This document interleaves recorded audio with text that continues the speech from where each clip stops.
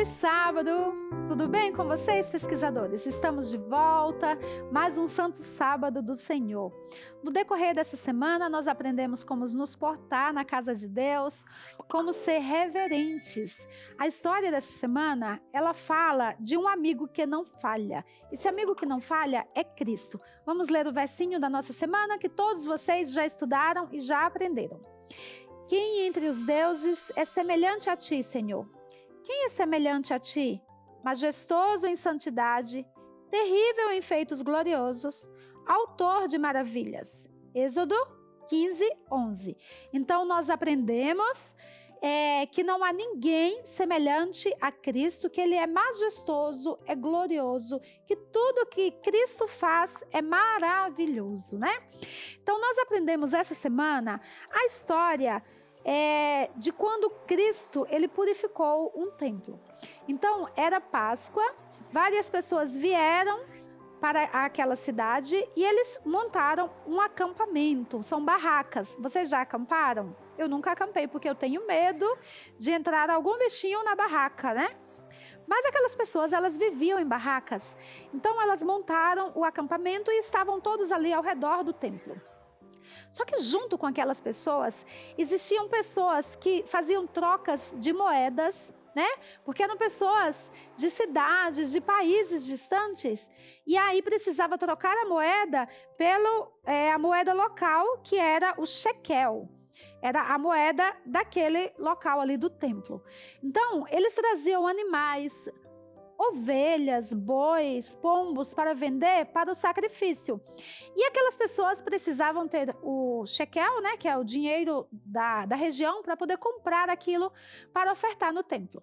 Só que no meio disso, tinha pessoas ali que não eram pessoas honestas. Elas, quando iam trocar o dinheiro, elas roubavam parte do dinheiro dos pobres, elas vendiam animais com defeitos. Nós aprendemos que para o sacrifício tinha que ser animais perfeitos, não poderia ter nenhum defeito naquele bichinho ali para ser sacrificado, né? E aí virou um verdadeiro zoológico na igreja. Então o boi, a cabrinha lá, bé, o pombo, né, pru, não sei como é que o pombo faz, mas é mais ou menos isso. E todos ao mesmo tempo, as pessoas falando, pessoas brigando, pessoas doentes, estava uma bagunça.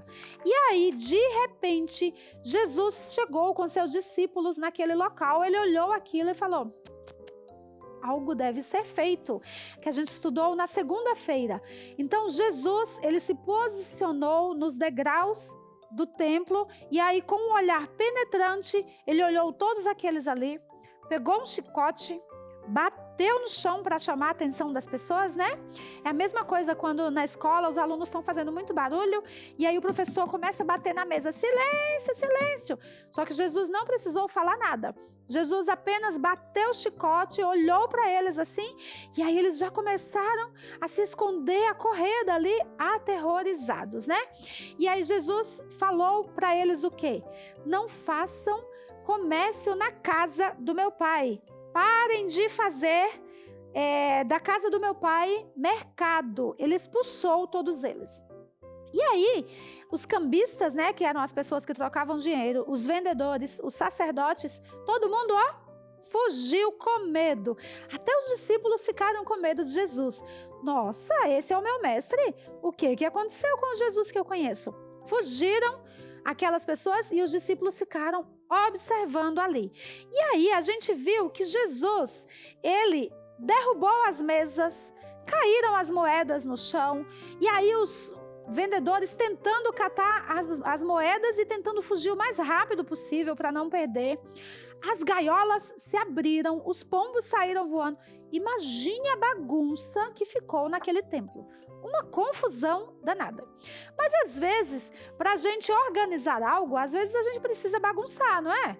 Então, por exemplo, eu quero organizar o meu guarda-roupa, eu tiro tudo de dentro e aí eu vou organizando bonitinho. Foi isso que Jesus fez. Ele jogou tudo para lá porque ele queria limpar o templo, queria tirar aquelas pessoas dali. E no meio de toda essa bagunça, tinha pessoas que realmente queriam adorar. Imagine você querendo orar e alguém fazendo baderna ali, correndo e gritando perto de você. Tem como você se concentrar? Impossível, né?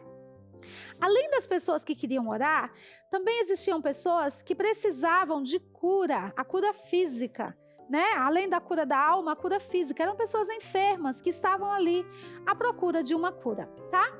Então, no tópico de terça, a gente viu que Jesus, com olhar amoroso, com lágrimas nos olhos, ele foi lá e falou para aquelas pessoas: foi por isso que eu vim aqui na terra. Eu vim para ajudar vocês. Não tenham medo, né? Então Jesus foi lá e curou aquelas pessoas, aqueles pobres. Então a gente aprendeu o quê? Que o mudo começou a falar, o cego enxergou, né? E eles começaram a louvar. Passado um tempinho, algumas horas, aquelas pessoas que tinham fugido, elas voltaram ali, ó. Será que está acontecendo?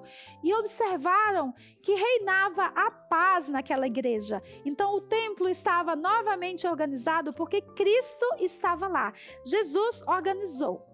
E aí o que a gente tira como reflexão para a nossa vida diária? A gente aprendeu que nós devemos purificar o nosso coração, purificar o templo da nossa alma, né? Mas para ele ser purificado, nós devemos permitir que Jesus entre e faça a limpeza no nosso coração. Se a gente não permitir, Cristo não tem como entrar, ele não força nada. Jesus, ele quer tudo de bom grado, tá? Então ele pede, se você permitir, ele vai te ajudar. E aí, a gente, no tópico de quinta-feira, nós vimos que às vezes coisas ruins podem se transformar em coisas boas. Qual é a lição disso? Que o meu coração é um coração pecador, é um coração pecaminoso, mas que com a ajuda de Cristo eu posso ser uma boa pessoa. Eu posso moldar o meu caráter de acordo com as qualidades de Cristo. E aí nós firmamos o nosso compromisso com Cristo. Nós seremos, a partir de hoje, reverentes na igreja e no culto familiar. Nós iremos ajudar pessoas que precisem. E o meu coleguinha na escola não sabe fazer a lição, e eu sei, mas eu vou deixar que ele faça sozinho. Não, você pode ajudar e se tornar uma pessoa melhor. Quando você ensina algo para alguém, você aprende mais ainda, porque aquilo vai ficando fixo na sua mente.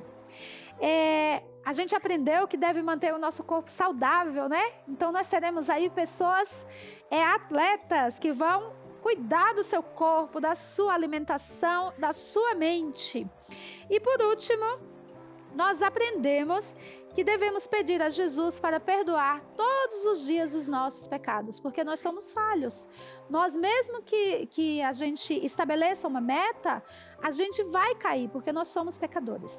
Mas Cristo sempre estará lá para nos abençoar, para nos perdoar e habitar no nosso corpo, que é o templo do Espírito Santo. Que o seu corpo possa ser morada do Espírito Santo, que você permita que Cristo habite em você e que você leve essa mensagem a pessoas que ainda não conhecem a Cristo, que elas possam ter o mesmo prazer que você tem. Fiquem com Deus e nos vemos nas próximas lições. Tchauzinho!